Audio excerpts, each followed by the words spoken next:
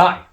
In this video, I'm going to surprise my wife by replacing this old milking stool that we painted yellow, doesn't really fit in our house anymore, with this free copper scaffold board reclaimed look side table. Putting your coffee on or your beer on. I make a mess of it. Follow along to see just how badly I messed this up. So if I'm going to create something that actually matches our decor and replaces that horrible yellow stool, I'm going to have to make it look good. The trouble is, I didn't really want to spend any money on it. Not like me. So I'm using some old scaffold boards that we've got left over from a windowsill project that will never be mentioned again. So all I'm doing is I'm cutting down two boards to exactly the same length. Now this will vary depending on how deep you want it to be and how narrow and whatnot, but I've got scaffold boards. That's what I'm using. Next up, I'm cutting the copper pipe. Now this copper pipe was left over from when we had our heating replaced, and the builders very kindly just left it there. Now that's great for me because the length of this will probably cost about 15 quid. What I'm doing is I'm cutting them at a 45-degree angle. If you're doing this on your miter saw, please make sure you've got one of those universal blades in. It'll easily go through copper. However, if you're using a wood blade, you're going to knacker it. Now I'm cutting these at a 45-degree angle. Length, that's what you're going to have to figure out. I did it by drawing a scale drawing. I want the space between the two boards to be 400 millimeters. So, if that's the case, and I'm cutting 45-degree angles, then these lengths will have to be 550 millimeters. Now, I also need to add on 5 mil to each side to account for the fact that they're going to be embedded in the boards. So a total of 560 millimeters. With everything cut to size, I needed to route a little kind of hole, but it needed to be elongated for the pipe to fit into. I've got an offcut there, and that was kind of what I was using as my guide. But I want you to stop. I want you to recognize my mistake here. You can see two sets of lines drawn on. I had to readjust my measurements slightly to account for the fact that the pipes are going to be buried 5 mil into that board. Here you can see that I drew my hole on the wrong line. That's going to come back to bite me in the arse later. Now that I've got those holes marked out in completely the wrong place, I just used the palm router with about 5 mil of depth on there. It's going to be deeper because I haven't even thicknessed these boards yet. But as you can see, it's allowing me to figure out whether this pipe will fit. And actually, it's really snug. It won't be after I've messed it up later. Trust me. Okay, so it's all just propped in place. This is probably not a safe space for my head to be. Gluing this up is going to be a pickle. Everything's the right length, but watch what happens. It can warp. So now, it's definitely not going to hold a cup of coffee. I've got to figure out a way that when I use the 5-minute epoxy, it's not going to set up like this. I'll cross that bridge when I come to it. So was routing the holes and doing all my measurements before actually finishing the wood the right thing to do? I don't know. But I really didn't trust myself to get the measurements right, so I wanted to do it that way. Throw these scaffold boards through the thicknesser, get them to a smoothish finish, and then I'm going to have to sand. I love sanding. Now I absolutely don't need these to be butter smooth.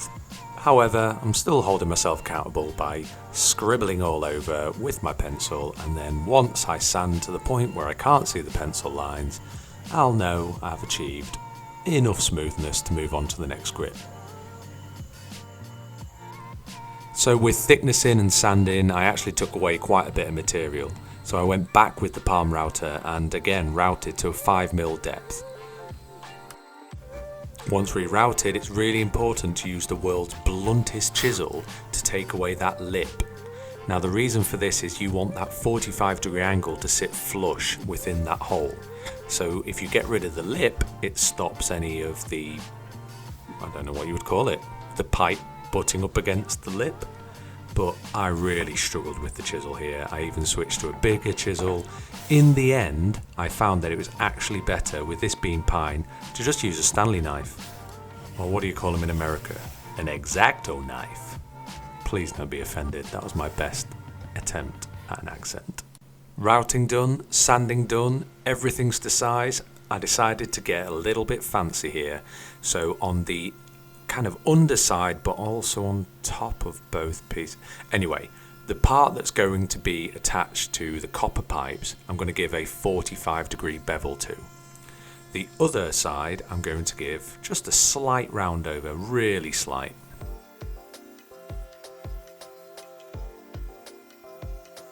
So to fit in with our decor, I decided to take that horrible whitey yellow pine and burn the hell out of it using my trusty friend, the blowtorch.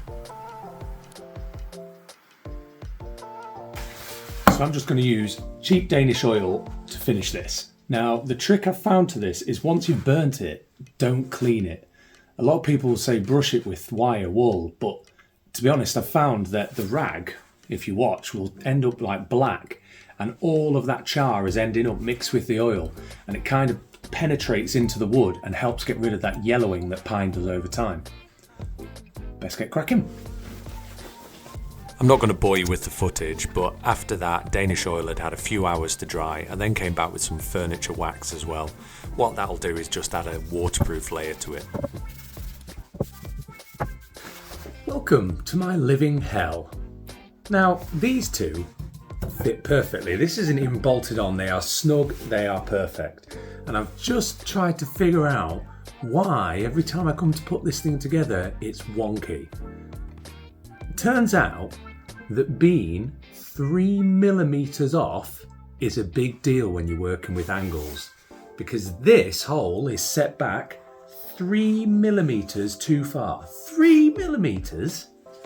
So then this happens.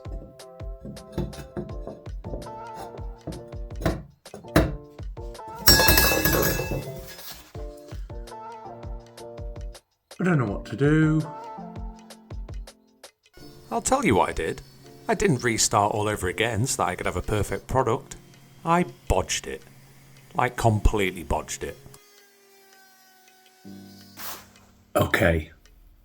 You should never use a router like that.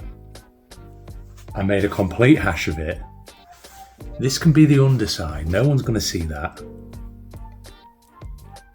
I might just get away with this one. Okay, I'm using some of this 5-minute epoxy. I've never used it before and I am not confident. I don't know whether this is going to hold in place. I don't know whether it's going to set because it's so cold. This might all be for nothing. Failure videos are funny videos though, aren't they?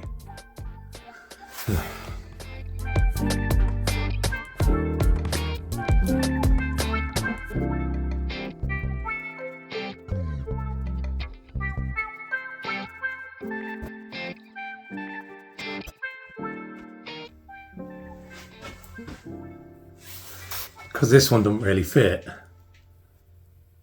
I've got to stand here for 5 minutes now. I really need a wee.